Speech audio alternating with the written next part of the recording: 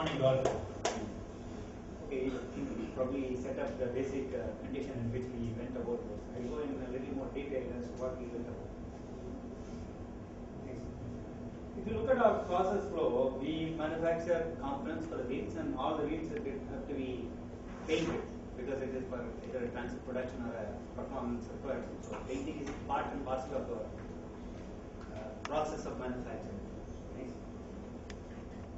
If you look at the fuels which we are using three types of fuels. HSD, which is primarily used for generation of, in case of power outages, and running the compressors, and the flow fluids which run in the factory use HSD.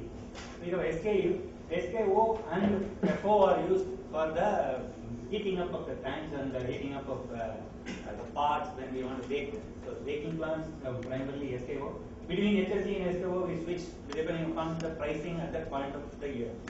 Sometimes this fuel is more less expensive compared to the other one, so that's the selection. And we have switched over to furnace oil in most of these heating systems to save on the fuel.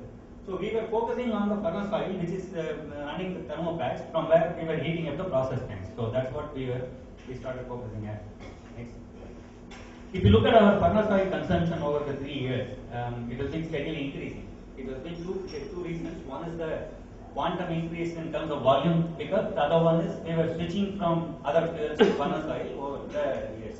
So we were increasing the usage of furnace oil, which was a cheaper fuel medium.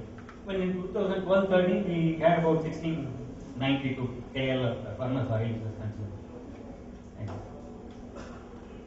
So then when we started working on fuel consumption, see, as you look at it, fuel cost being 2% of our cost, this is one area which we started focusing in primarily. So we were doing a lot of different activities to bring it down. As a part of this exercise of saving on the fuel is when we looked at this solar heating.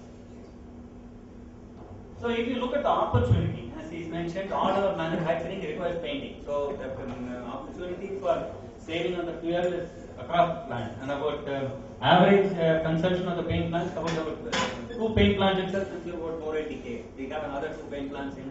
Then we have 5 paint plants outside the body facility. So the opportunity set is quite large. This is the process flow of our painting. So the products have to be heated up, or they go through a pre-treatment. Pre-treatment tanks have to be around 65 to 75 degrees in temperature. Then the CED, after the CED we have a baking. We were not looking at the baking ovens here because the temperatures requirement was quite high. So the pre-treatment was working below 100 degrees. So this appears to be the obvious chance. We were a little concerned about taking the phosphate tank here because in case if there is a puncture or a leakage, how it will affect the bath. So that was a concern. So we preferred to keep it on the pre-treatment stage, where with whatever knowledge we had and the discussions we had, we were pretty sure that a leakage or a failure in the system would not affect significantly the process material which we are using. So we didn't want to try the phosphate. We kept our approach towards only the pre-treatment part of it. But the pre-treatment itself was taking about 51% of the fuel consumption. So this is quite a significant area. If you look at the FO consumption, 51% was on the pre-treatment area. So this looked like a good area to focus on. So these is the different times. Basically, there was a lot of working that was done to understand what is the flow rate, what is the size of the tank, how much was the temperature, and the noise, and the go to the next thing. So based on this data, we worked out about the requirement of the heat, which is required to heat it up. We found out about we need about 600 kilowatts of heat to heat up the pre-treatment tanks in a particular plant. We took the passenger car wheel painting plant with the pilot area. So that requires about 600 with a 5% heat loss factor of safety. We decided to install a system which allows 630 kilowatts. This was the expenditure. The top 3 add up to about 1.3 crores. So that was what we had to spend.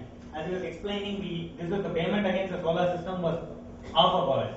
The significant cost was we had to do some changes in the roof. We had to change the roof sheets because we were not sure that can take up the load of the heating system. So that was a significant cost.